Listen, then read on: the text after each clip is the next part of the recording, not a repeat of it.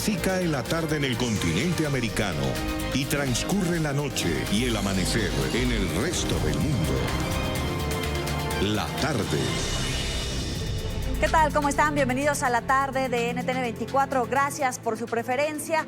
A nombre de este equipo les doy la bienvenida. Soy Joely Ramírez. Nos pueden seguir a través de las cuentas de Twitter en @NTN24, la tarde NTN24 y mi cuenta personal @Joely Ramírez. Vamos a comenzar.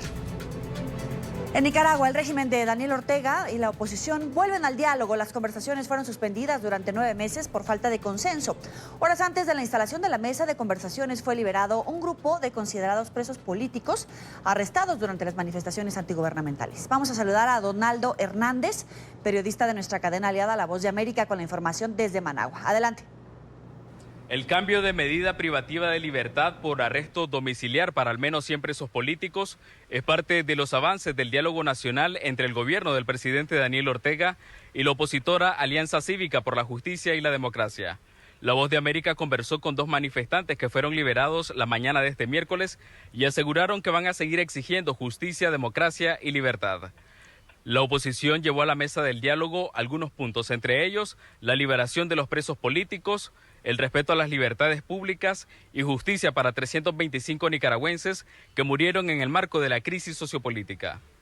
Para NTN 24, Donaldo Hernández, de La Voz de América. Gracias, muy buena tarde para ti. Vamos a saludar a Dora María Telles, exguerrillera del Frente Sandinista de Liberación Nacional. Gracias por estar con nosotros, bienvenida. Muchas gracias a ustedes por interesarse en Nicaragua.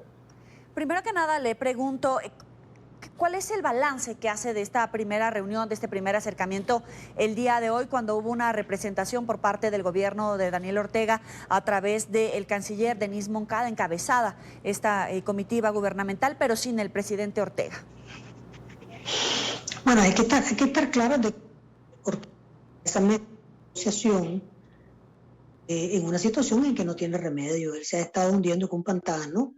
La represión le ha servido para evitar que salgan grandes movilizaciones a la calle para impedir la resistencia de los nicaragüenses, y por otro lado está cercado y totalmente aislado, solamente colgado parcialmente del respaldo político de Venezuela, porque Venezuela ya no le puede mandar dinero, no puede suministrarle petróleo. La situación se ha agravado tremendamente y Ortega está ahí en una posición sin remedio. O sea, el Ortega que se sienta en esta mesa de negociación es un Ortega que está acorralado, que está en una posición sin remedio y que sabe que entre más hace, su salida va a ser más difícil y más cosa.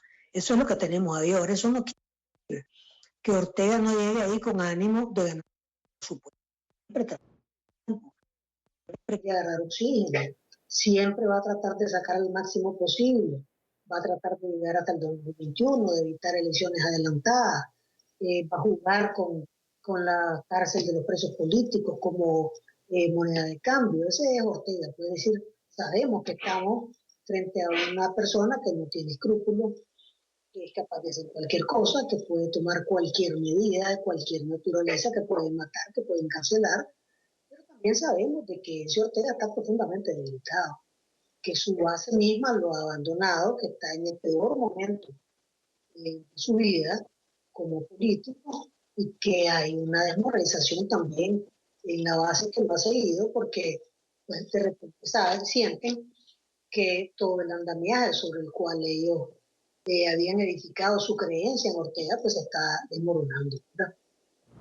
Claro, usted dice que Ortega está en el peor momento de su vida y que está solo. ¿Eso lo puede obligar a negociar con esta mesa, esta transición política y una convocatoria de elecciones antes del 2021?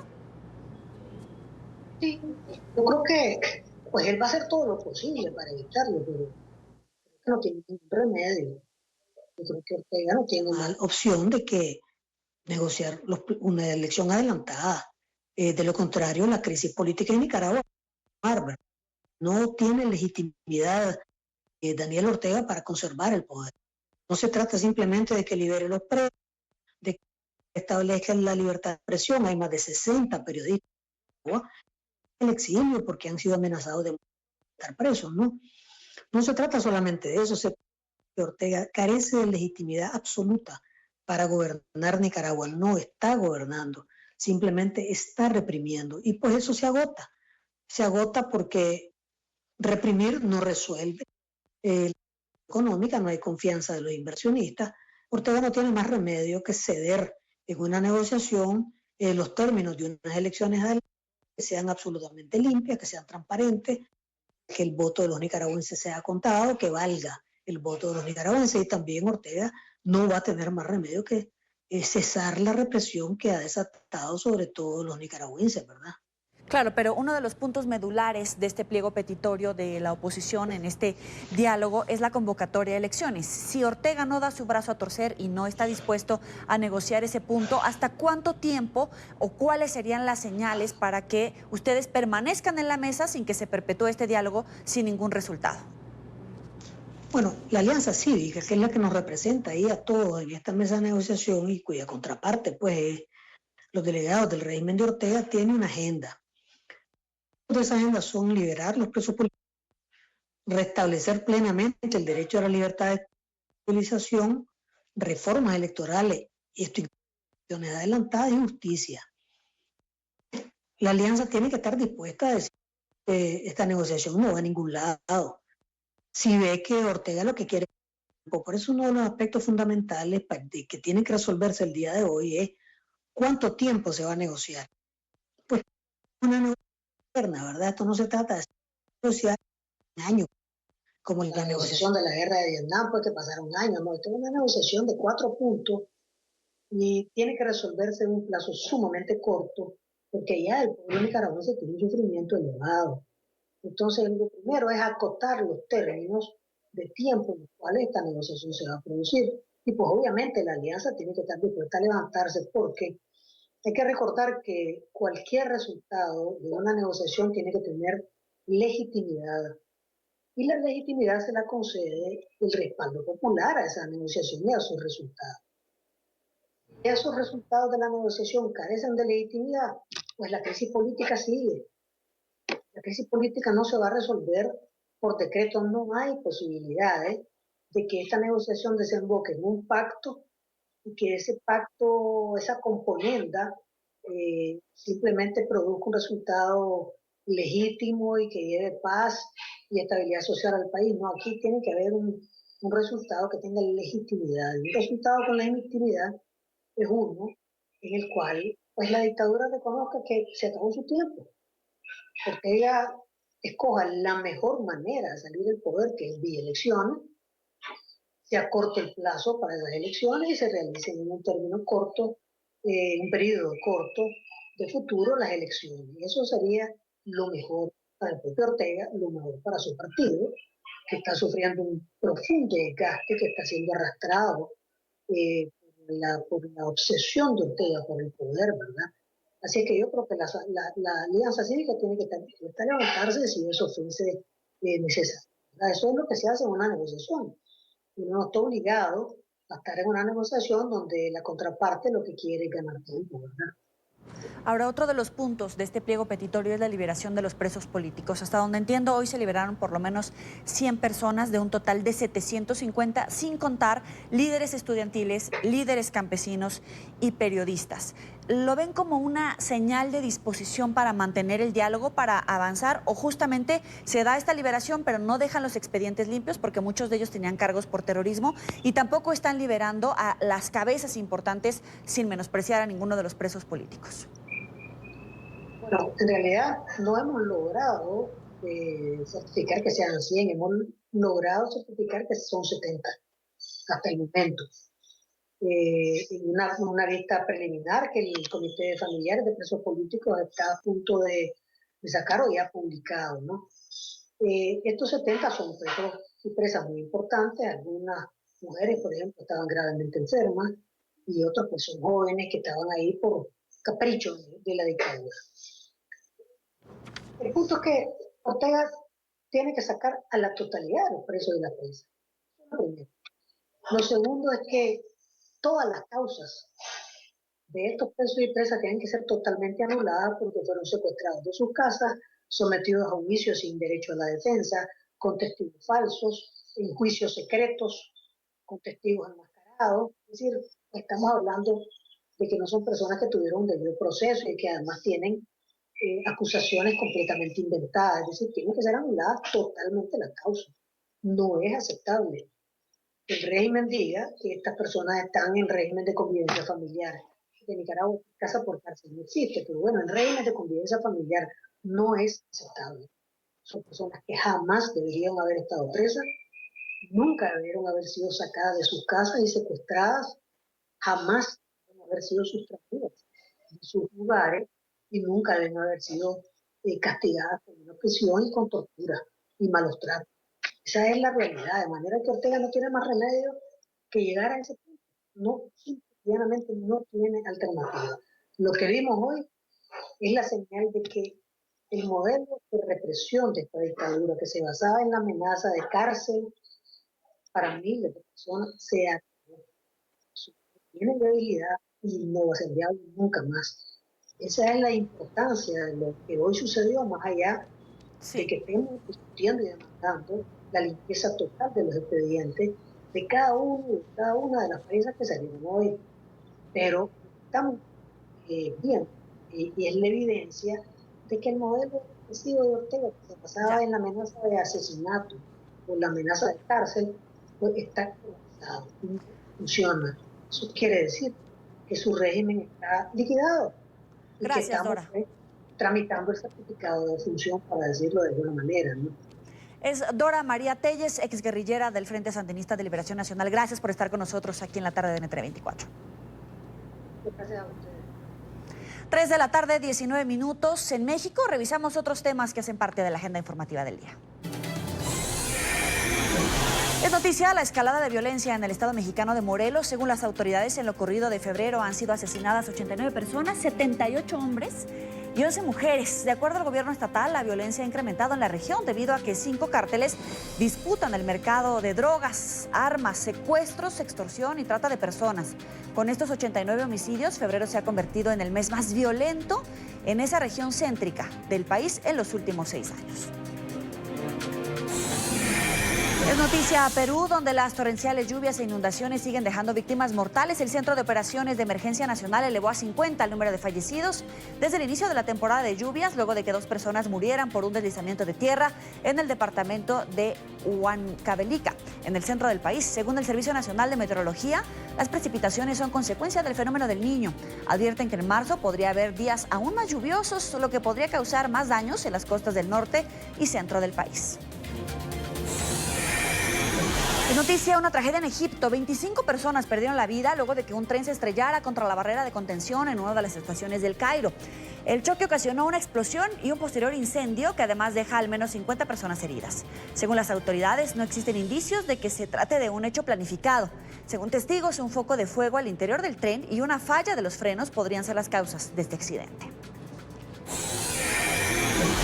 Es noticia la tensionante situación entre 2 potencias nucleares. Pakistán derribó 2 aviones de combate en India. Según las autoridades pakistaníes, las aeronaves incursionaron en el espacio aéreo de Cachemira. Uno de los pilotos fue arrestado. Esta escalada ocurre un día después de que India lanzara un ataque aéreo contra milicias en territorio pakistaní. Ese ataque fue en represalia tras un atentado perpetrado por las milicias en la región de Cachemira, administrada por India, en el que murieron más de 40 soldados.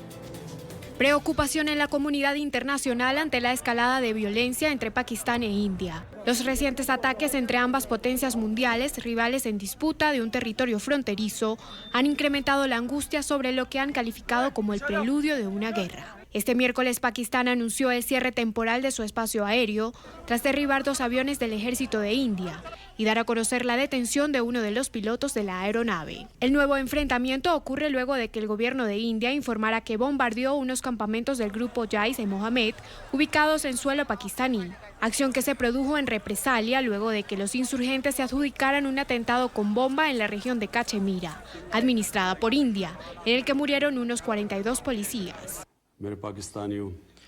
India ha informado sobre una acción antiterrorista contra un campo de entrenamiento terrorista en Pakistán que ha respondido esta mañana utilizando su fuerza aérea para atacar instalaciones militares en el lado indio. Debido a nuestro alto estado de preparación y alerta, los intentos de Pakistán fueron frustrados con éxito. La fuerza aérea de Pakistán fue detectada y la fuerza aérea india respondió al instante. India responsabiliza desde hace años a Pakistán de financiar las incursiones de rebeldes islamistas y la rebelión armada en el territorio de Cachemira, disputado desde hace 7 décadas por ambos, lo que el gobierno pakistaní rechaza. China, la Unión Europea y Estados Unidos llamaron a ambos países a la calma. Es noticia el desplante al canciller madurista Jorge Arreaza en la ONU. Diplomáticos de más de 20 países rechazaron la presencia de Arreaza en el Consejo de Derechos Humanos de la ONU en Ginebra. Cuando entró al recinto, los representantes de los países del Grupo de Lima y de varias naciones de la Unión Europea se levantaron de sus asientos y, así como lo ven, abandonaron el lugar. Antes de la intervención del ministro de Relaciones Exteriores del régimen, el representante del gobierno colombiano había instado a tomar medidas para poner fin a la crisis humanitaria que golpea Venezuela. Y a pesar del claro rechazo de los diplomáticos, Arreaza tomó la palabra para proponer una reunión entre Nicolás Maduro y el presidente Donald Trump. Arreaza pidió a la Casa Blanca, que solo reconoce al gobierno interino de Juan Guaidó, tratar de encontrar terreno común y hablar sobre las diferencias. Estados Unidos ha descartado en varias oportunidades un diálogo con Maduro y ha insistido en que el tiempo para las negociaciones ya pasó. Y volvemos a plantear el camino del diálogo. ¿El diálogo con Estados Unidos? Sí. ¿Por qué no? Entre el presidente Maduro y el presidente Donald Trump, que se reúnan.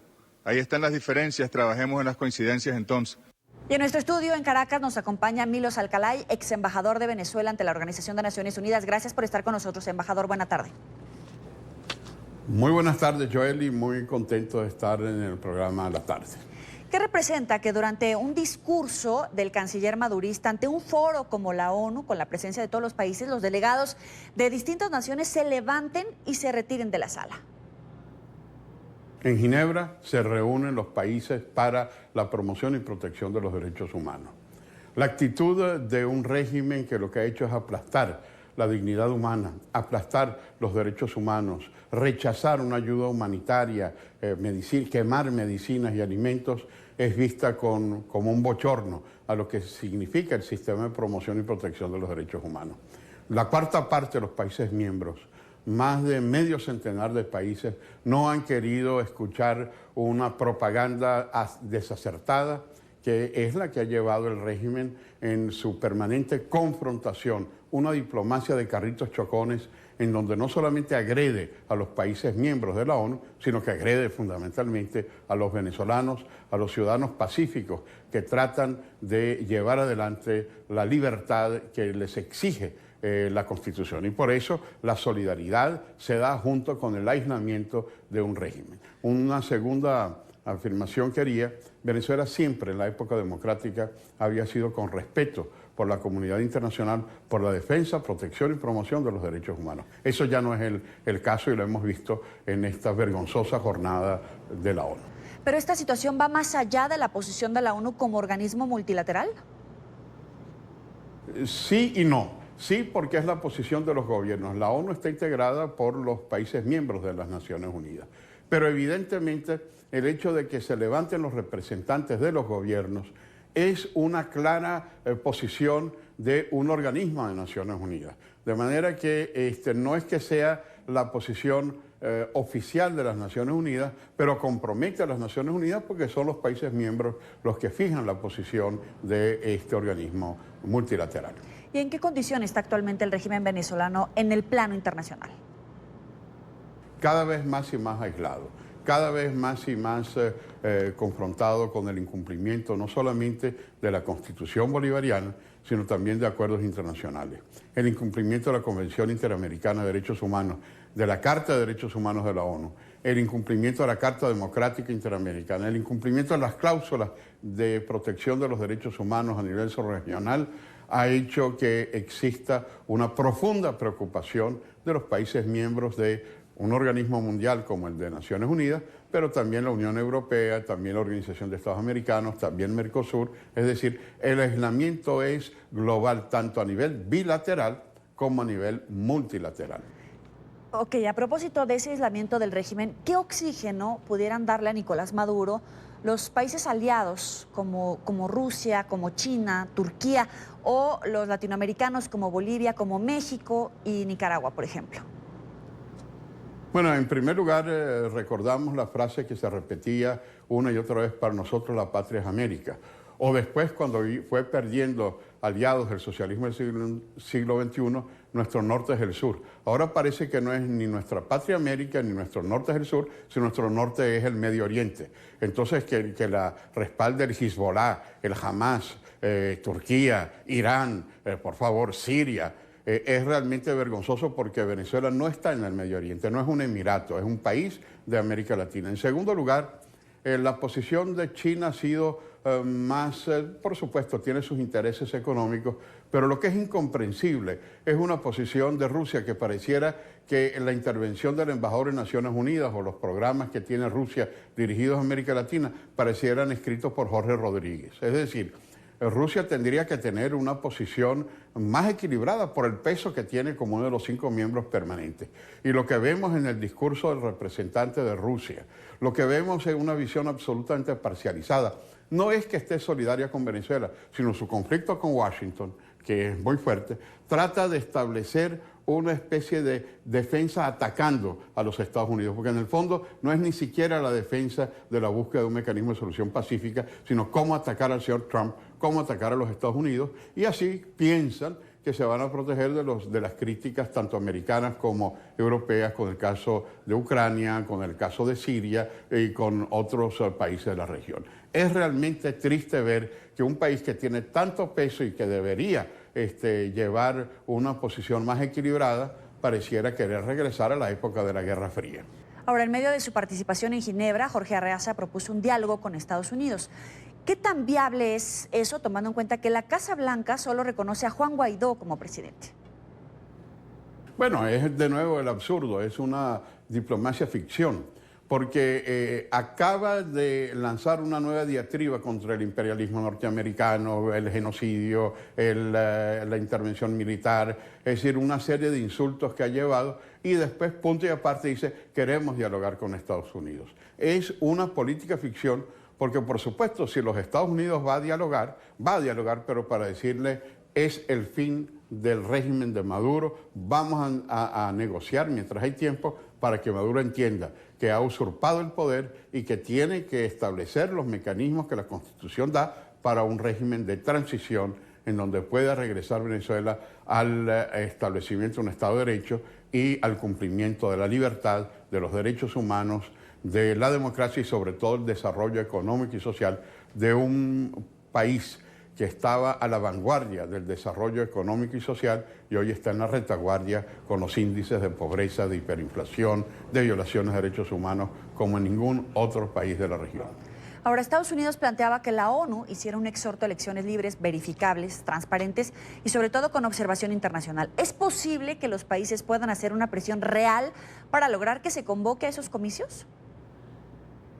Bueno, esa es la opción diplomática. Yo creo que hay que seguir apuntando a una posición diplomática, pero no es solamente una declaración de tipo genérico, una declaración retórica, no. Es una declaración que va acompañada con una serie de mecanismos que cada vez acentúan la obligación de cumplir con compromisos internacionales.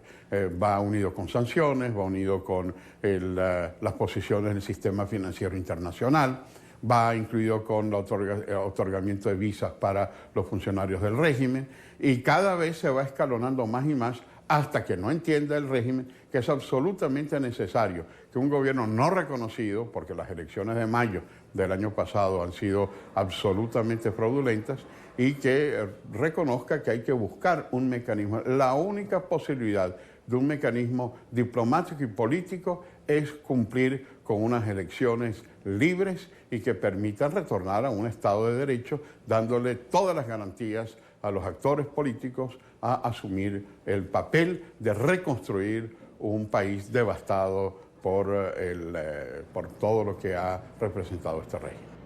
¿Y usted cree que la Unión Europea logre en un corto plazo una posición unánime frente a esta crisis? Porque si bien hay países que reconocen a Juan Guaidó como presidente interino, el bloque participa de un grupo de acercamiento que sigue promoviendo un diálogo que en anteriores ocasiones no ha dado resultados.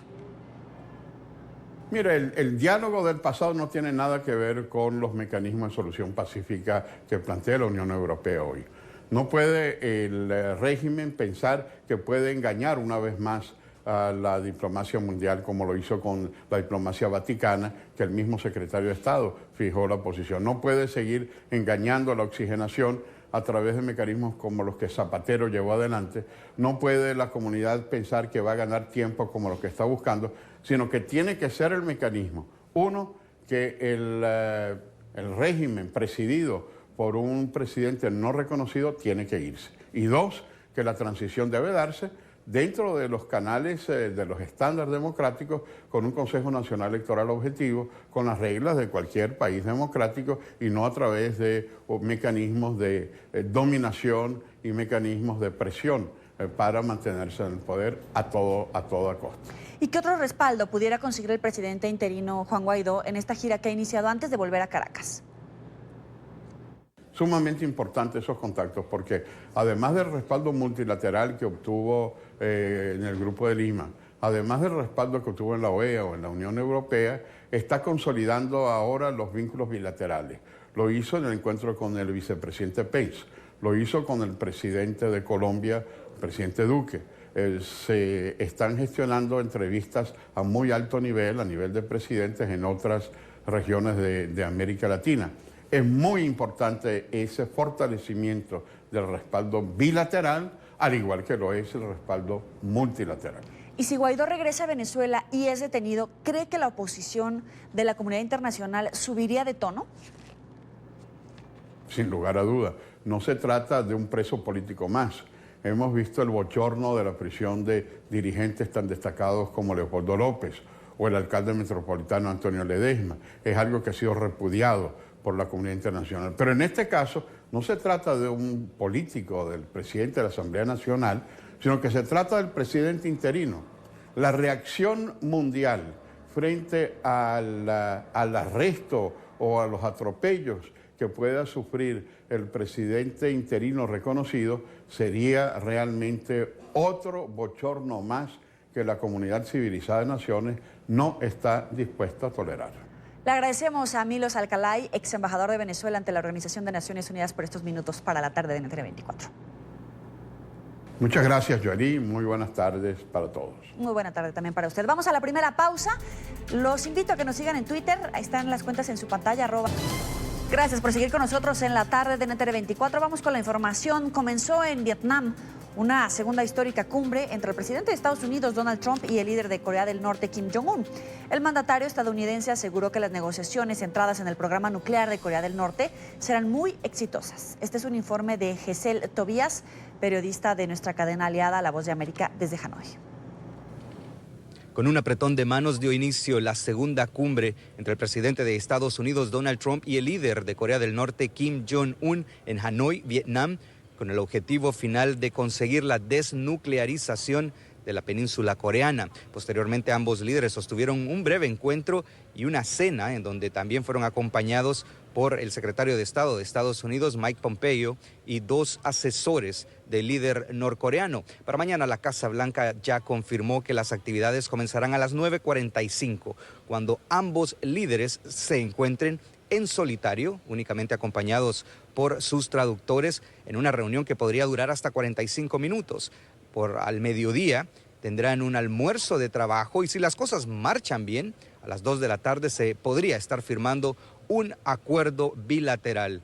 A las 4 de la tarde, el presidente de regreso en su hotel, el JW Marriott, ofrecerá una conferencia de prensa en donde podría dar detalles de lo que conversó con el líder norcoreano, y a las 5:15 de la tarde estaría regresando en el avión presidencial a Washington, mientras que por su parte Kim Jong-un se quedará en Vietnam hasta este próximo sábado. Desde Hanoi, Vietnam, Gesell Tobías, Voz de América. Y la Organización de Naciones Unidas expresó su beneplácito por la segunda cumbre entre Washington y Pyongyang. A través de su portavoz, la Secretaría General de la ONU dijo que está haciendo seguimiento a la reunión en Vietnam. Alejandro Rincón tiene la información desde Nueva York. Adelante. Hola, feliz tarde para todos.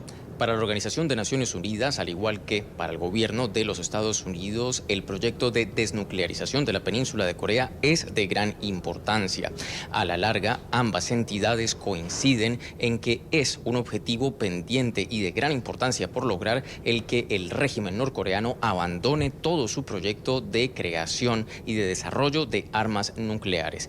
Es por esta razón que Naciones Unidas aseguró hoy que ha seguido de cerca el avance de esta segunda cumbre entre Kim Jong-un y el presidente Donald Trump, aun cuando todavía no se conocen las precisiones o posibles acuerdos adicionales que hayan establecido Washington y Pyongyang. La Secretaría General de Naciones Unidas expresó la confianza de que ojalá se haya podido avanzar en este proceso de desnuclearización de Corea del Norte. Bueno, a nosotros nos complace el encuentro entre los líderes de Corea del Norte y de los Estados Unidos. Hemos estado siguiendo durante la noche y hoy vamos a ver cómo resulta todo esto. Creo que hemos estado esperando los resultados de esta cumbre. El secretario general lo ha repetido en las conferencias de prensa en enero respecto a estas discusiones, que se empiece también las conversaciones para la desnuclearización de la península. Así que estaremos de acuerdo con base en los resultados de esto.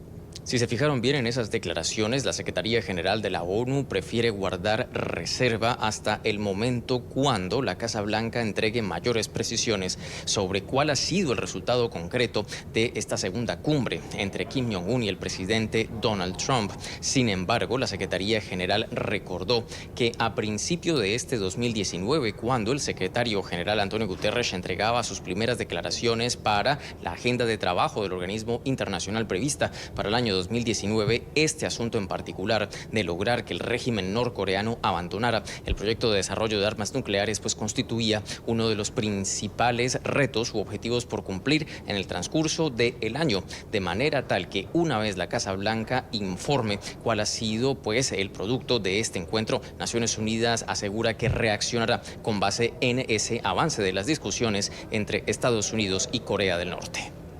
Es todo lo que tenemos para ustedes por ahora. Continúen con más en la tarde. Gracias, Alejandro. Buena tarde también para ti.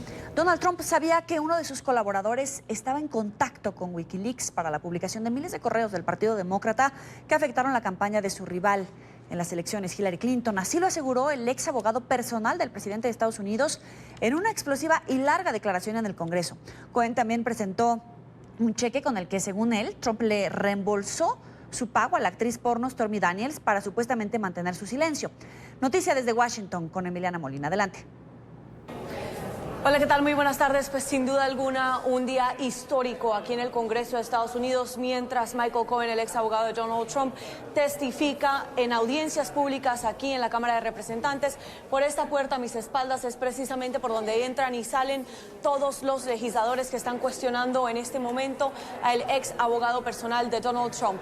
Vamos a hablar de algunos de los titulares que han acaparado la atención pública del día de hoy. Es primero que todo, Cohen ha tildado al mandatario estadounidense Donald Trump como un racista, un estafador y un tramposo, asegurando que Trump no tenía ningún interés de en realidad liderar esta nación y más bien estaba intentando promover sus propios intereses y buscando de cierta manera promoción gratuita. Por otro lado, Cohen también asegura que no tiene pruebas de los lazos entre la campaña presidencial de Donald Trump y Rusia, pero que tiene sus mismas sospechas, haciendo referencia también a una reunión que se llevó a cabo en 2016 en la Torre Trump en Nueva York, donde estaba presente, recordemos, Donald Trump Jr., el hijo del mandatario estadounidense.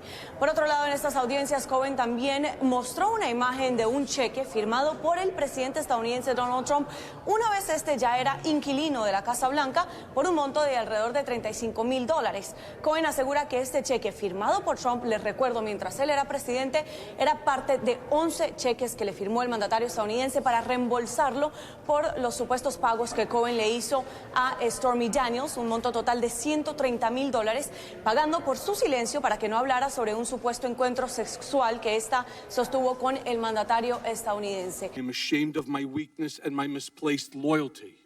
Me avergüenzo de mi debilidad y de mi lealtad fuera de lugar, de todas las cosas que yo hice por el señor Trump en un esfuerzo para protegerlo y también para promoverlo.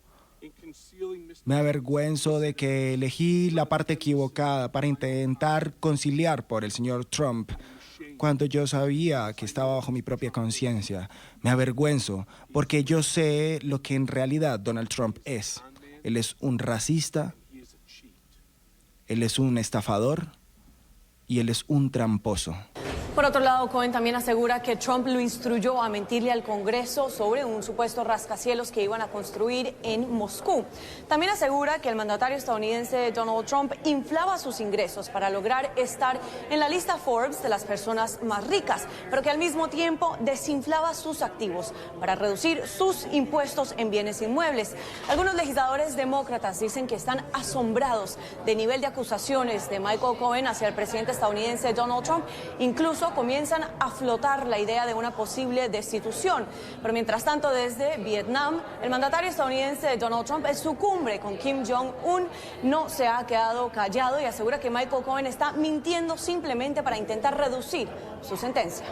Mi intención, básicamente, las preguntas que yo hice fue para ayudar, que él se asegurara que pudiera hacer todo lo posible, para poder ayudarnos a saber qué es lo que estaba pasando aquí y para que nunca pueda suceder de nuevo por el compromiso electoral y por la democracia, y también ayudarlo para que podamos unir todos los puntos de manera necesaria para asegurarnos de que el pueblo estadounidense pueda responder a las preguntas si Donald Trump tuvo algún tipo de colusión o fue asistido por Rusia para llegar a la presidencia. Entonces, es por eso que algunas de las respuestas del señor Cohen me ayudaron de alguna forma a responder esos cuestionamientos. Bueno, increíble, realmente los crímenes que ha cometido este presidente, por lo menos las acusaciones.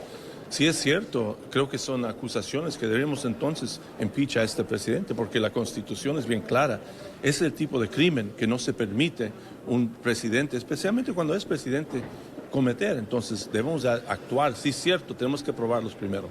Esta es toda la información que tenemos desde el Congreso. Emiliana Molina, regreso al Centro Internacional de Noticias. Gracias, Emiliana. Vamos a saludar a Luis Alvarado, estratega republicano. Gracias por estar con nosotros. Como siempre, un gusto saludarlo. Gracias por la invitación. Luis, le dice Cohen a Trump que es racista, mentiroso, estafador. ¿Cómo queda el presidente? Bueno, el presidente, acordémonos de que está ahorita juzgado en la corte de la vista pública sin él estar presente para defenderse. Cohen, que se sabe que ha sido una persona íntima del círculo del presidente, sabiendo que en un par de días se va a entregar para ir a la cárcel por 3 años, está buscando de en verdad dar su parecer con respecto a qué tan ligado estaba con las acusaciones, y ha dado una gran sorpresa en varios puntos, y por otra básicamente está recalcando lo que ya se sabía o ya se había acusado antes. Pero no hay, sin duda, las acusaciones que está haciendo son muy graves. Son graves con respecto al punto judicial donde pone al presidente siendo acusado de crímenes que lo pueden destituir de su puesto, pero también está presentando evidencia de otros participantes en el proceso del crimen que en verdad fue puesto, siendo sus otros abogados, siendo personal que estaba siendo parte del equipo de campaña, y empieza a juntar conceptos que se habían estado estudiando, habían sido acusados o presentados en la prensa, y en verdad está juntando esos puntos para en verdad decir una narrativa que en verdad determina que el presidente tal vez no buscó el puesto como el ejecutivo para ganar, porque pensó de que no iba a tener nunca la oportunidad de ganar, y que simple y sencillamente era un acto capitalista para levantar sus intereses de trabajo. Entonces, ¿usted considera que a partir de hoy Cohen sienta las bases jurídicas para que se abra una investigación civil y una investigación parlamentaria que podría llevar al banquillo de los acusados al presidente Donald Trump y en todo caso, evidentemente, llevarlo a una destitución? Eso se mira que está muy claro en las acusaciones, pero hay que hacer una distinción muy clara de que está la Corte Judicial que está viendo los procedimientos, pero más importante para el país aquí, Estados Unidos, es la Corte de la Opinión Personal de la gente que está viendo, porque estamos entrando en un punto de elección. Los republicanos que están presentes están tratando de destruir sus anuncios o sus palabras, diciendo de que es básicamente un charlatán, él mismo que está buscando salvar su propio pellejo, y los demócratas están buscando verlo como un ser humano que está arrepentido y de que sus palabras no tienen nada de falsedad y que en verdad deberíamos creerle. Al final de cuentas, lo que veo de un punto político es que los republicanos van a estar siempre del lado del presidente sin importar qué tipo de acusación se presente, y los demócratas van a estar 100% en contra del presidente. De eso no tengo ninguna duda. Lo que está en duda es qué van a hacer las agencias judiciales si van en verdad a tomar estas palabras y van a empezar a emprender algún tipo de acto jurídico para tratar de poner al presidente en un juzgado para que dé respuesta a estas acusaciones. Esa es la pregunta que aún nadie va a saber. Pero entonces, a pesar de los crímenes de los que pudiera estar implicado el presidente, pero respetando evidentemente la presunción de inocencia, los republicanos lo van a respaldar aunque haya pruebas que está ofreciendo el propio abogado personal de Trump que lo acompañó durante 10 años. Bueno, los republicanos no le están aceptando ninguna de sus acusaciones como verídicas. Acordémonos también de que hay un investigador independiente que se llama Mueller, el exdirector del FBI, que ha estado hablando con el señor Cohen y muchas personas más, que ya ha imputado a muchas personas y ha recibido donde los mismos acusados han declarado su culpabilidad. Así de que hay muchos del círculo de Donald Trump que ya han caído. La pregunta está si Donald Trump va a caer también. Y en verdad no se sabe eso hasta que el investigador independiente de Mueller presente su caso. Y les aseguro que ahí volveremos a tener un juicio en la Corte de la Opinión Pública. Pero la pregunta va a estar si esas presentaciones del señor Mueller van a traducirse a un juicio judicial en contra del presidente, aunque sea presidente sentado en la Casa Blanca. Parece que al presidente Trump nada le afecta, ninguno de los escándalos, incluso la propia investigación de la trama rusa. ¿Usted confía en que el presidente Trump es intocable, incluso con miras a las próximas elecciones? Bueno, por el punto político te diría que no es intocable, al contrario. El noviembre pasado, los republicanos perdieron el control de la Cámara Baja, específicamente por esas acusaciones. Así de que han tenido un efecto político. Si tendrán un efecto judicial en la libertad del presidente o su mandato como presidente, eso depende ya del sistema judicial. Si en verdad toma un caso de Mueller como un reporte de que en verdad ha roto algún tipo de ley y que debería ser juzgado, entonces veremos si habrá un juicio en contra de Donald Trump. Pero por el momento no hay nada que se determine de que hay un proceso en este momento para sacar al presidente de la Casa Blanca.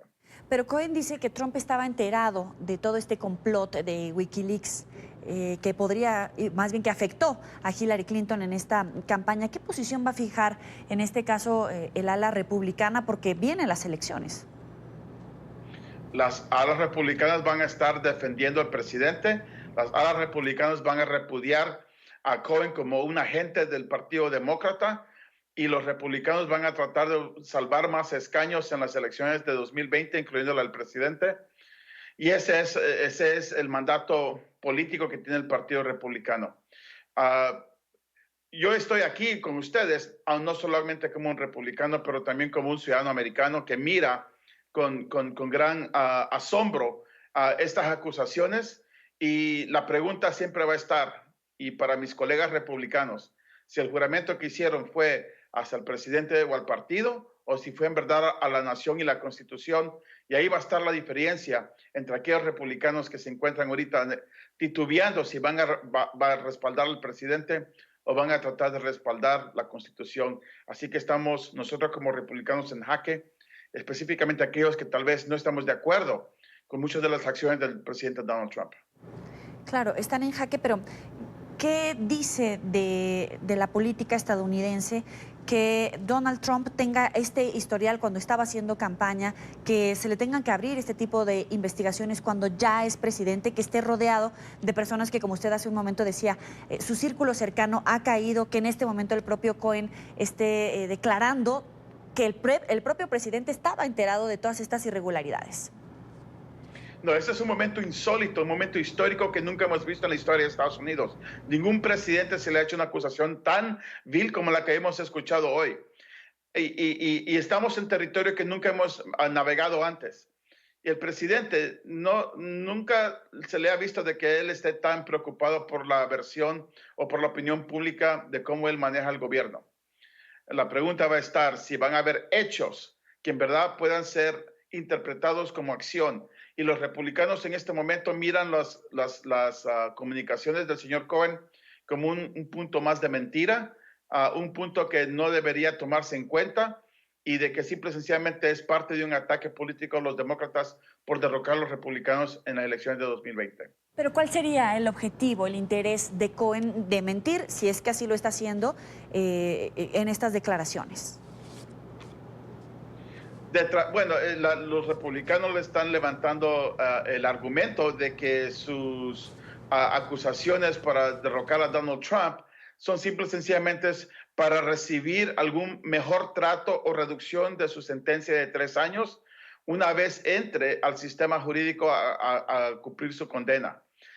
Y eso es lo que los republicanos están produciendo como una excusa o un motivo por el cual él está atacando a Donald Trump. Y los demócratas están tratando de hacerlo ver como un ser humano que simple y sencillamente sí está, sinceramente, buscando librarse con la verdad en este momento que está declarando una vez más delante del Congreso. Es el Luis Alvarado, estratega republicano. Gracias por estar con nosotros aquí en la tarde de NTN 24. Gracias por la invitación, un placer siempre. Hasta luego. Y el presidente del Parlamento Europeo, Antonio Tajani, se reunió hoy con el secretario general de la Organización de Estados Americanos, Luis Almagro. Ambos funcionarios abordaron temas como la crisis política y social que atraviesa Venezuela. Carolina Valladares tiene la información. Adelante. ¿Qué tal? Buenas tardes. Desde la sede de la OEA en Washington ha sido una reunión de 47 minutos la que han mantenido tanto el presidente del Parlamento Europeo, Antonio Tajani, y el secretario general de la OEA, Luis Almagro. Al término de la misma, NTN 24 conversó con Almagro, nos dijo que esta reunión consistía en poder evaluar los últimos acontecimientos que han tenido lugar en Venezuela y también en adoptar una postura común para conocer cómo hacer frente a los retos que se avecinan. También al término de esta reunión, y eso sí, ya ante todos los medios de comunicación, Antonio Tajani ha expresado su compromiso con Venezuela y esto se resume en varios puntos. Por ejemplo, ha pedido una vez más que Maduro abandone el poder, también le ha pedido a Maduro que deje entrar esa ayuda humanitaria, pedido también elecciones libres y democráticas y reconocido una vez más a Juan Guaidó como presidente legítimo de Venezuela. Nosotros, el Parlamento Europeo, fue la primera institución de la Unión Europea a estar en favor del señor Guaidó. Como reconocimos al señor Guaidó como presidente interino, pedimos elecciones democráticas para elegir el nuevo presidente de la República Bolivariana de Venezuela. Pedimos a las Fuerzas Armadas de respetar la Constitución y reconocer al señor Guaidó como presidente legítimo interino. Esto no es un golpe de Estado, es de respetar las reglas, las leyes, la Constitución de la República Bolivariana de Venezuela. Nosotros pedimos que no se bloqueen las ayudas humanitarias porque el pueblo se muere de hambre, los niños se mueren de hambre, falta medicamentos, la situación es muy peligrosa, es muy difícil por todos los venezolanos.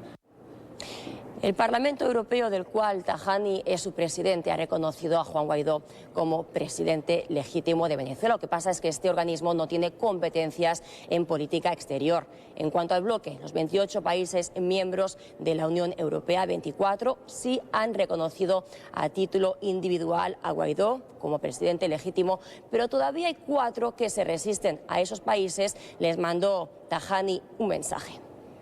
Pide la resolución del Parlamento Europeo, con la cual nosotros reconocimos al señor Guaidó como presidente interino.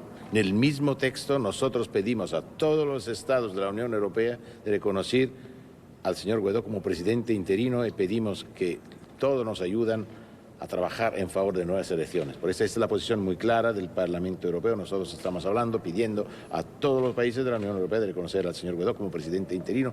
Siempre los procesos de reconocimiento de gobierno son procesos internos y tienen que ver con las relaciones bilaterales con el país. Por lo tanto, sin perjuicio de que para nosotros solamente hay una solución y tiene que ver con reconocer al presidente legítimo conforme a la Constitución venezolana. Y tras la reunión con el secretario general de la OEA, Luis Almagro, Antonio Tajani puso rumbo al Congreso de los Estados Unidos, donde se reunió con la presidenta de la Cámara de Representantes, Nancy Pelosi. Este es el reporte desde Washington. Carolina Valladares para NTN 24. Gracias, Carolina. Avanzamos. Grave denuncia de Estados Unidos. Un informe reporta miles de casos de abuso y acoso sexual contra menores inmigrantes que fueron enviados a refugios del gobierno. El informe señala que dichas conductas inapropiadas eran cometidas tanto por funcionarios de los albergues como por otros menores. La noticia la tiene nuestra periodista en Miami, Paola Serna. Adelante, Paola.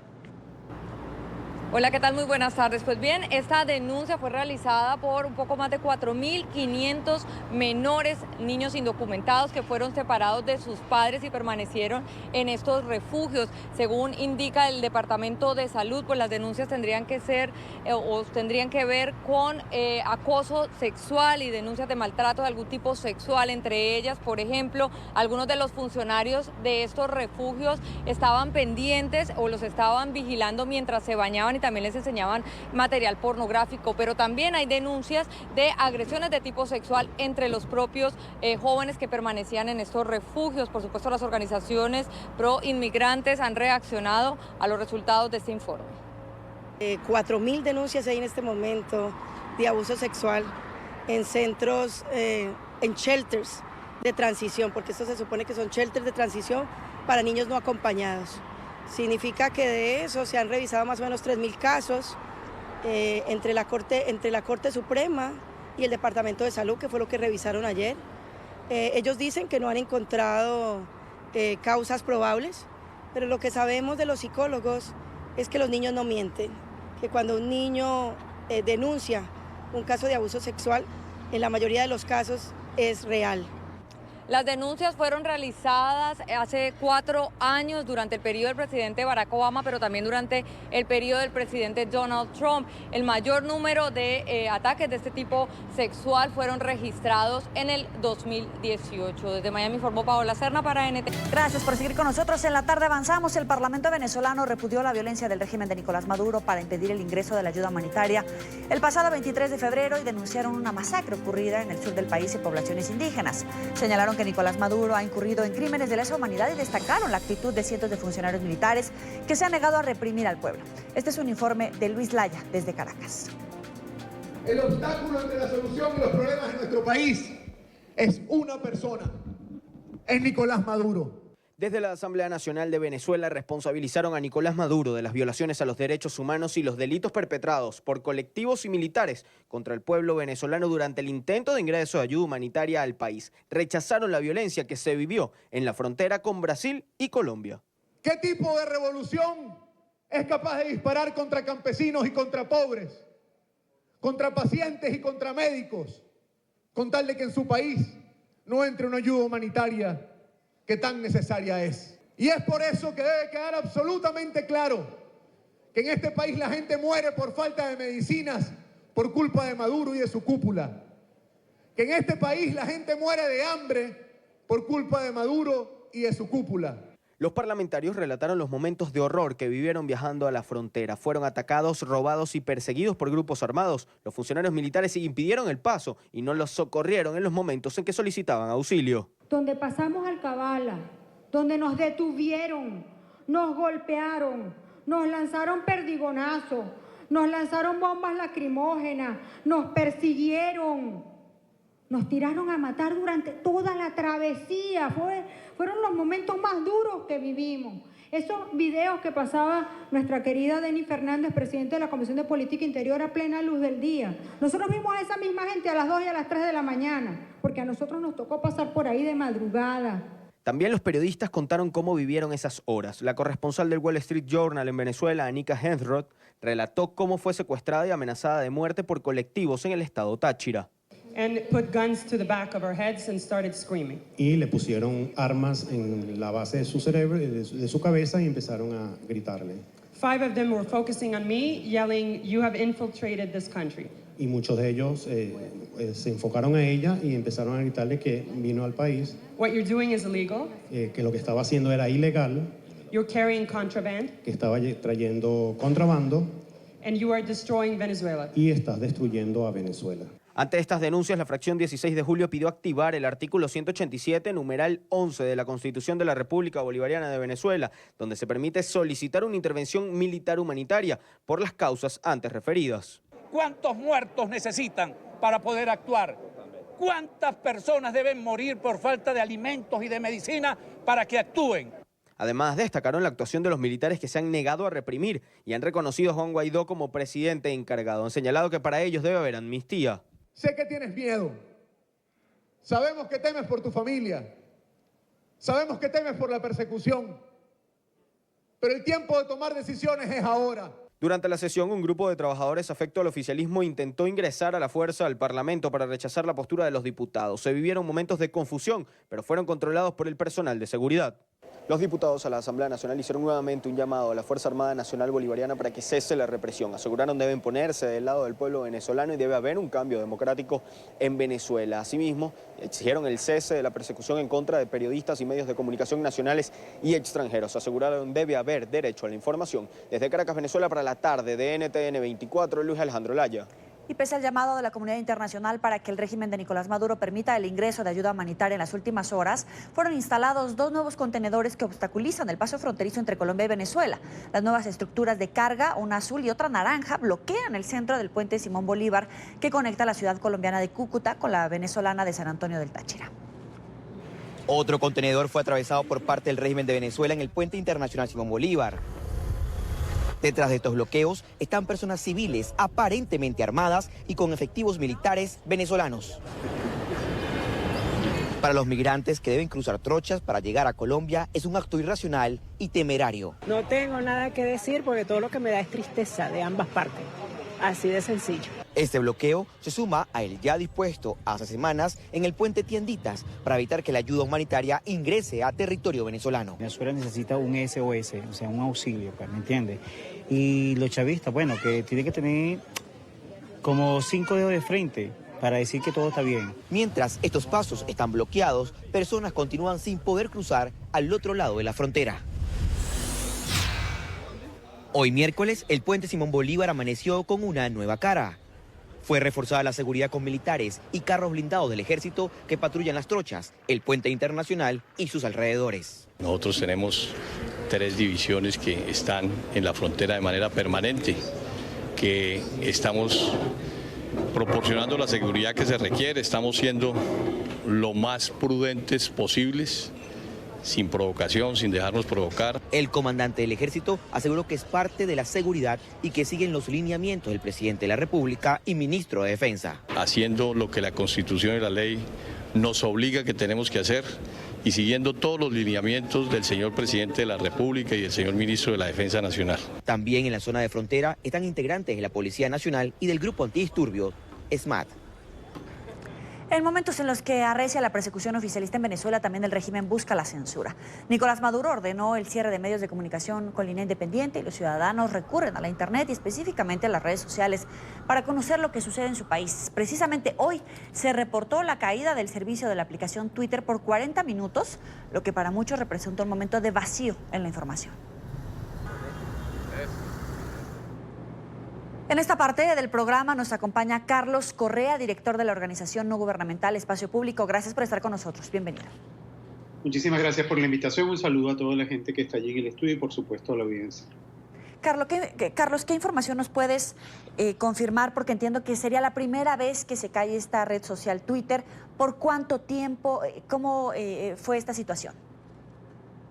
No, o sea, no es la primera vez que ocurre. En Venezuela se ha venido aplicando los cortes. Por ejemplo, en el 2017 también registramos casos de bloqueo de las redes sociales como Twitter, también es Periscope o Instagram, YouTube y Facebook. En el 2019 también, entonces se han registrado. Al principio de este año fue un caso con Wikipedia, también se ha afectado Google, YouTube, Instagram, Twitter. Es decir, se han utilizado las redes sociales, se han vulnerado, especialmente cuando, por ejemplo, la red social de YouTube se utiliza para la divulgación del concierto que hubo el pasado viernes. Esa red se utilizaba porque por allí se estaba transmitiendo, también se afectó. O, por ejemplo, hoy se registró una situación con una plataforma que es SoundCloud, que se utiliza para divulgar audio, porque pretendidamente a través de esa red se estaba divulgando un discurso o un mensaje de Juan Guaidó. Entonces se están utilizando en los últimos tiempos el bloqueo intermitente, sectorizado por tiempo de redes sociales y también de otras plataformas. Ahora, le pregunto, ¿es el régimen el que bloquea estas señales en un ejercicio definitivamente muy focalizado hacia las redes sociales, en este caso Twitter, sobre todo después del concierto? Y si es así, ¿cómo lo hace? Bueno, a ver, la plataforma de mayor número de usuarios en Venezuela lo tiene la empresa estatal CanTV, y a través de ella se registran buena parte de estos bloqueos o de estas suspensiones. También hemos documentado casos de redes privadas o otras redes, y la información que tenemos es que Conatel, que es el ente regulador, obliga a estas plataformas a que desconecten o bajen determinados tipos de contenido. Además, este año hubo un caso realmente muy claro de participación estatal en la vulneración de la privacidad y de los datos de las personas a partir de una plataforma que ha montado la Asamblea Nacional, que se llamaba Voluntarios por Venezuela. Se utilizaron las redirecciones para aprovecharse de los datos que proporcionaba la gente. Afortunadamente no hubo mayor fuga de información, pero evidentemente que el Estado venezolano está participando en la vulneración de la privacidad, el bloqueo de sitios o la suspensión de determinadas redes sociales. ¿Observan un cerco creciente a las vías de comunicación en las redes sociales? Bueno, lo que ocurre es que cuando uno revisa la situación del panorama de los medios en Venezuela y revisa, bueno, cuántos medios tradicionales existen en Venezuela, si uno ve los datos desde el año 2004 hasta el año 2018, se han sacado 193 medios, han dejado de operar desde el año 2004. Estos son especialmente emisoras de radio, periódicos y emisoras de televisión, incluyendo en este caso las emisoras de televisión la suspensión de los canales internacionales por cable operadora. Nada más la semana pasada, por ejemplo, se sacó Nat Geo, se sacaron MTV, es decir, canales que básicamente se dedican al entretenimiento porque estaban transmitiendo el concierto del día viernes en Cúcuta. Entonces, ahí se está eso que hace que los medios tradicionales estén afectados, hace que las redes sociales y otras plataformas sean unas herramientas muy importantes para que la gente pueda acceder a información o pueda conocer qué es lo que está ocurriendo.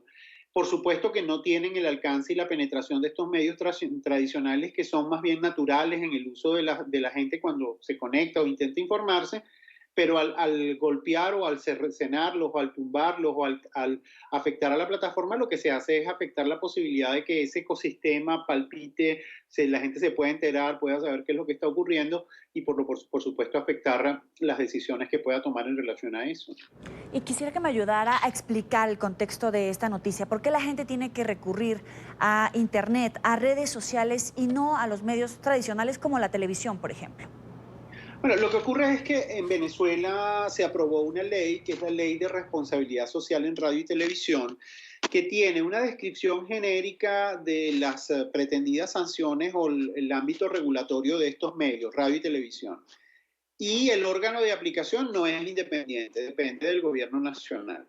Entonces, ¿qué ha venido ocurriendo? Bueno, básicamente que en radio y televisión quedan muy pocos espacios, en televisión prácticamente ninguno, donde la gente pueda informarse, donde pueda haber un noticiero, donde pueda haber las distintas visiones. Con decirle, por ejemplo, el presidente de la Asamblea Nacional y presidente que de alguna manera está tratando de proponer al país diciendo, mire, a mí me corresponde ser presidente por esta y por esta razón, no se ha visto en la radio y televisión venezolana, no ha podido ser entrevistado.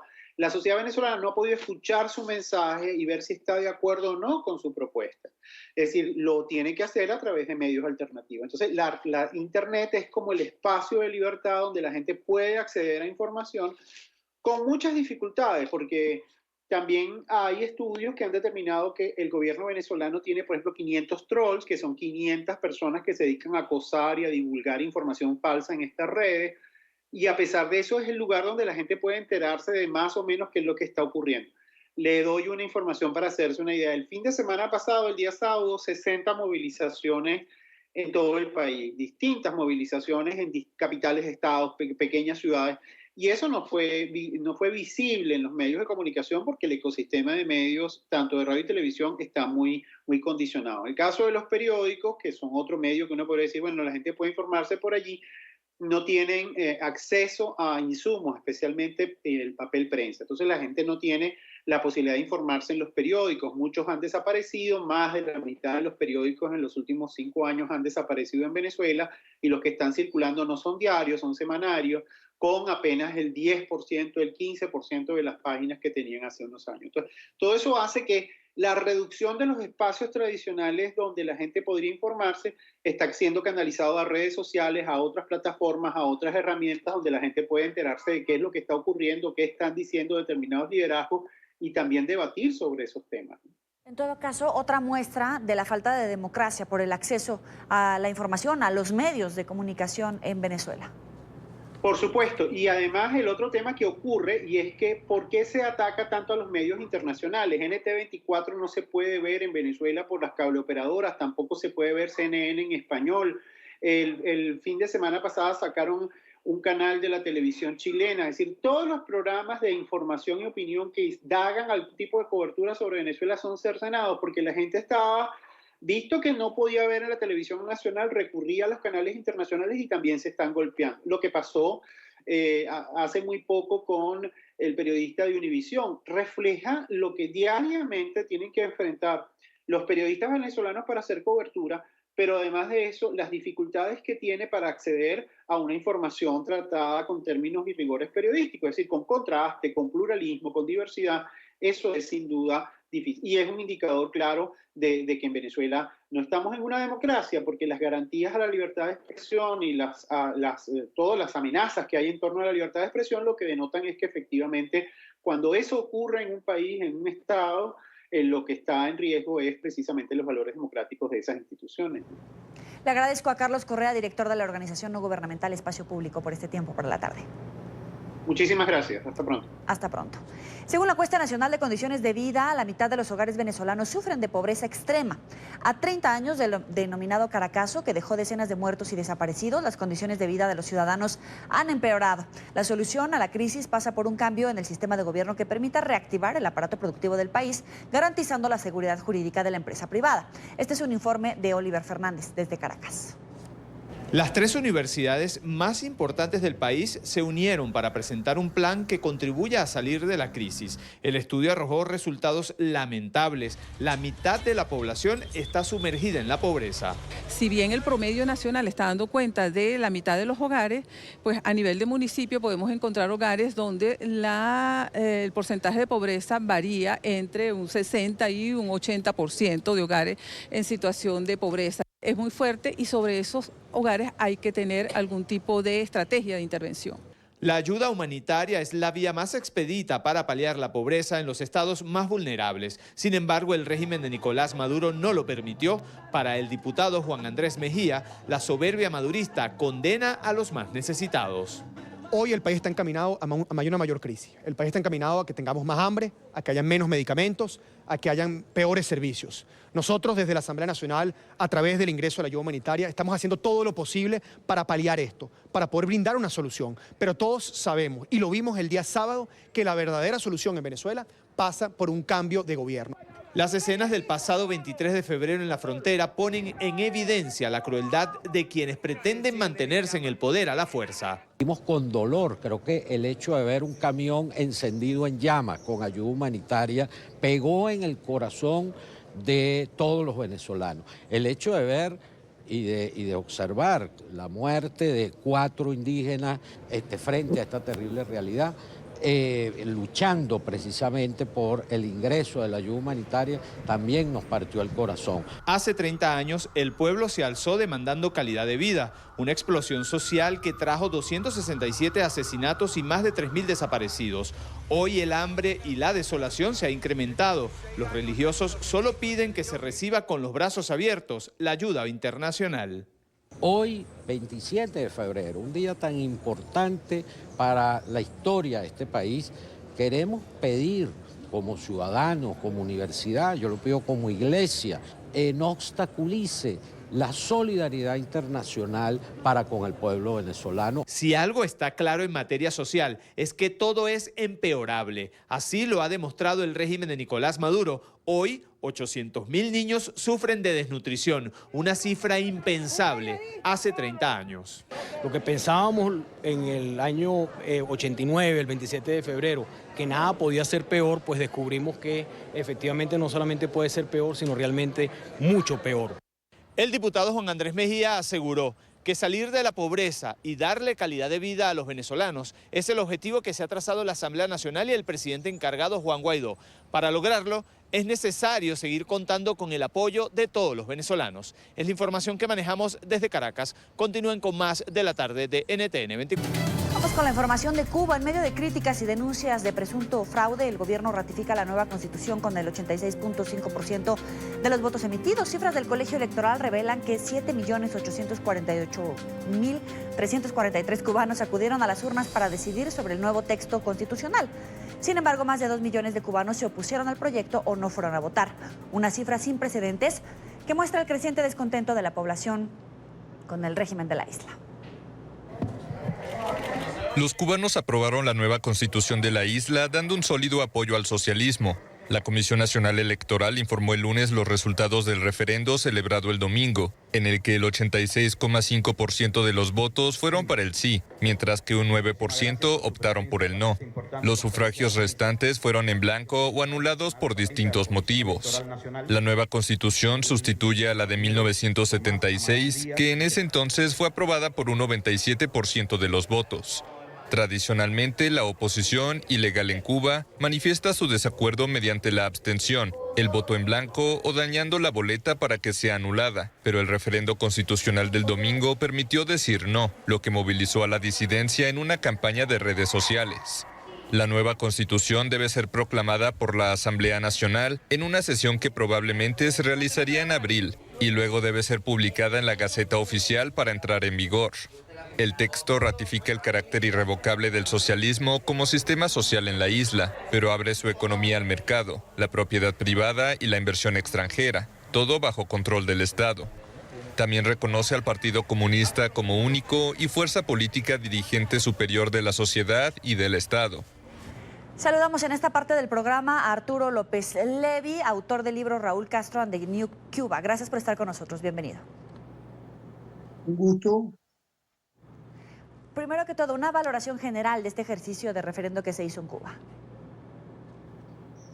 Mire, yo creo que se trata de un ejercicio importante desde el punto de vista del sistema político cubano, que es un sistema de un solo partido, porque plantea una actualización del sistema legal y de los principios centrales de ordenamiento del Estado, en un tiempo en el cual el pacto económico o la forma de organizar la economía cubana está en una profunda transformación, como lo está también la relación entre el Estado y la sociedad y la relación de Cuba con el resto del mundo. Así que me parece un ejercicio importante en el entendido de que no se trata de una democratización al estilo liberal, sino un proceso de expansión y modernización del país dentro de ese sistema que es un sistema unipartidista.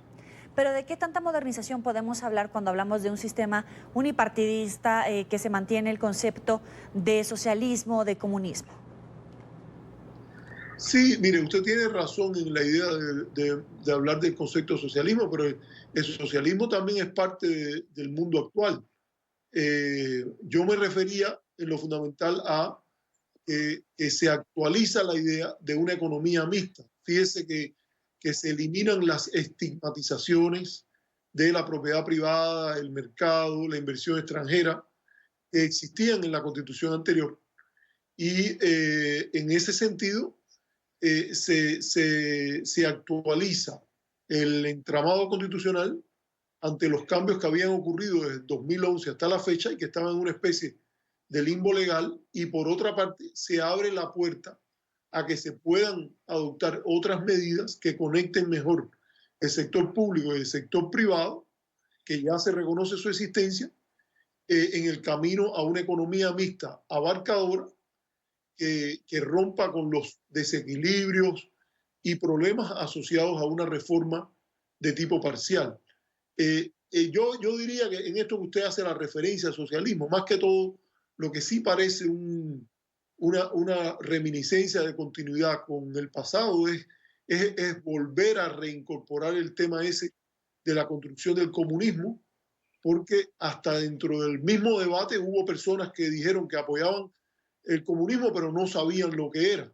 Y en ese sentido es hasta un acto de fe ideológica ajeno a la idea de construir una constitución viable, estar adoptando un sistema que es sabido que ha fracasado en muchos lugares y además que ni ellos mismos pueden presentar claramente qué es lo que se quiere construir, porque si se trata de una igualdad económica como la que postula el comunismo, se está abogando por reformas que aumentarían la desigualdad. Y entonces, ¿de qué modelo de gobierno estamos hablando? Porque tenemos esta reminiscencia del pasado con el unipartidismo y ese tipo de elecciones presidenciales que no han permitido a Cuba optar por otra familia que no sean los Castro o cercanos a ellos.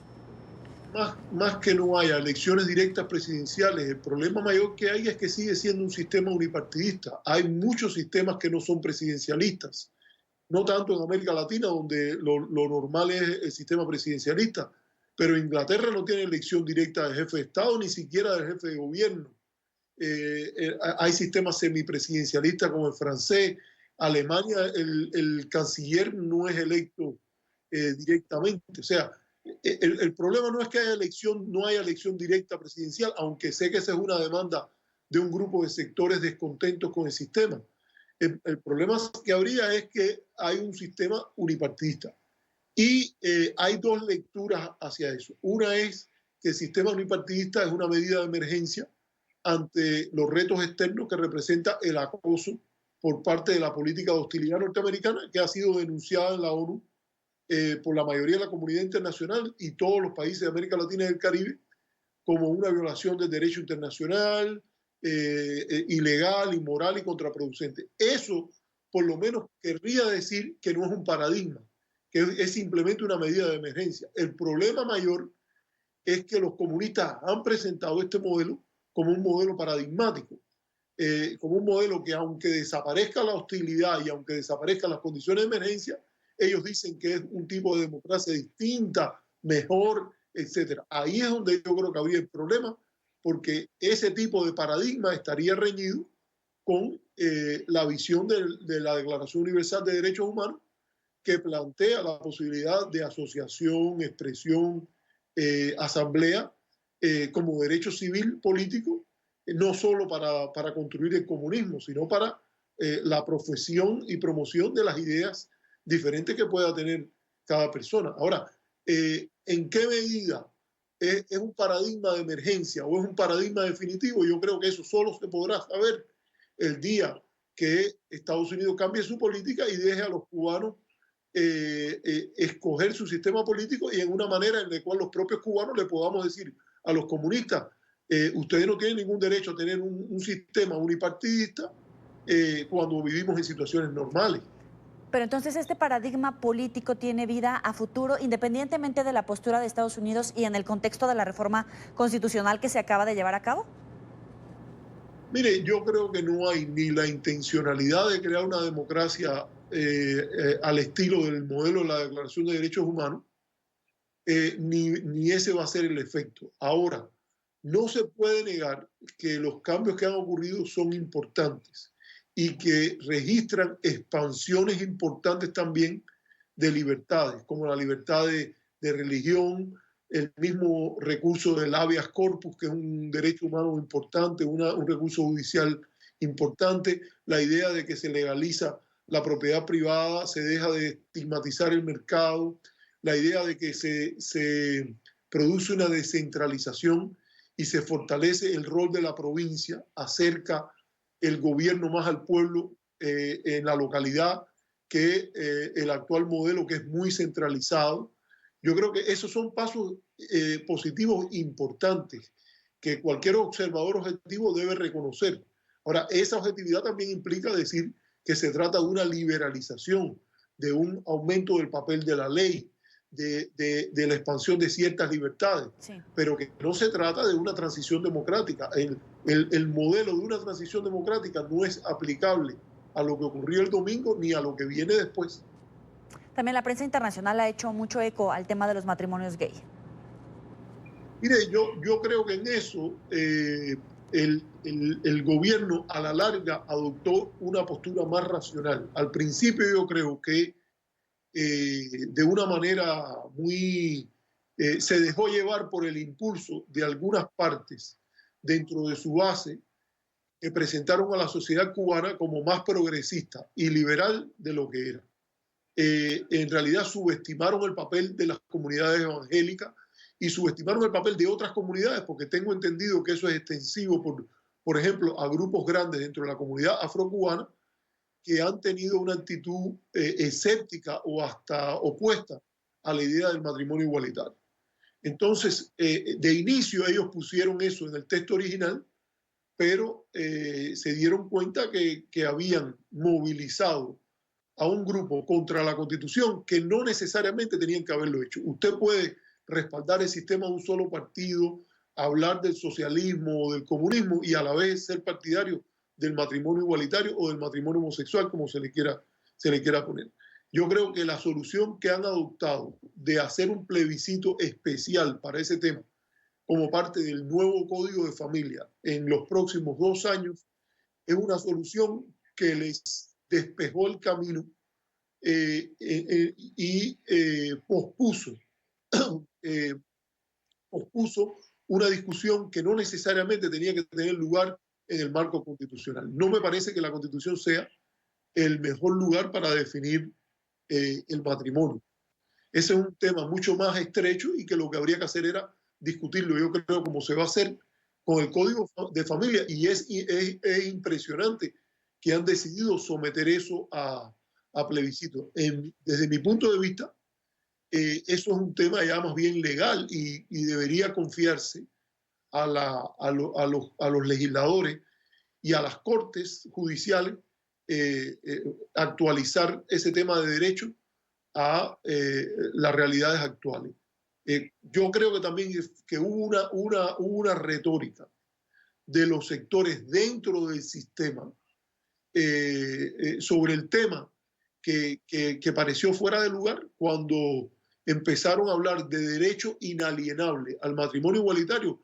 La pregunta que muchas personas se hacen es, ese no es el primero de los derechos inalienables. Cuando estamos hablando ese lenguaje de derechos naturales y de derechos inalienables, yo creo que empieza por otras libertades que en este momento, ya sea por la emergencia a la que se apela o por el elemento paradigmático, no se acepta. Así que creo que más bien que todo hubo un llamado a capítulo y han encontrado una manera de ventilar este tema dentro del sistema con una retórica menos ambiciosa, más realista de los problemas que ellos tienen. Y hablando de libertades y respeto a los derechos, hay todavía presos políticos, hay represión en las manifestaciones. ¿Hay algún avance? Mire, yo creo que sí se trata del derecho a ejercer la oposición política a través de partidos. No veo ningún partido alternativo con alternancia, yo no veo ningún avance. Yo lo que veo es avance a el manejo del pluralismo político de alguna manera dentro del sistema de un solo partido. Hay ahora un término de mandato que es de edad y de tiempo, y eso facilita la circulación de las élites.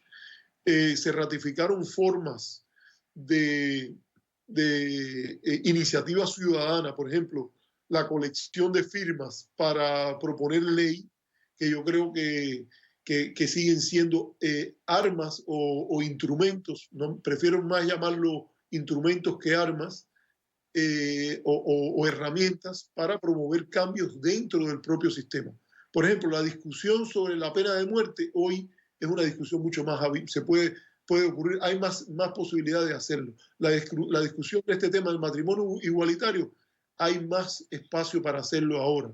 La discusión del derecho a la propiedad privada y el respeto a un Estado donde las leyes jueguen un papel más importante. Yo no lo llamo Estado de Derecho, porque un Estado de Derecho implica, en mi opinión, la libre discusión de las leyes. Como decía José Martí, las leyes deben ser tan libremente discutidas como ampliamente acatadas en un Estado de Derecho. O sea, por eso yo lo llamaría más un Estado por derecho. O sea, hay avances importantes dentro de ampliar el diapasón político.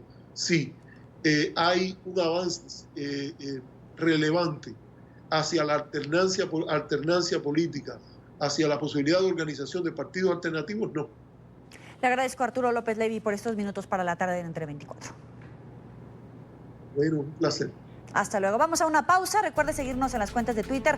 Las tienen en su pantalla, @NTN24, @la tarde en Entre 24 y mi cuenta personal, @Joely Ramírez. Ya volvemos. Llegamos al final de la tarde. Recuerden seguirnos en las cuentas de Twitter y también en Instagram, @NTN24 y @Joely Ramírez. Gracias.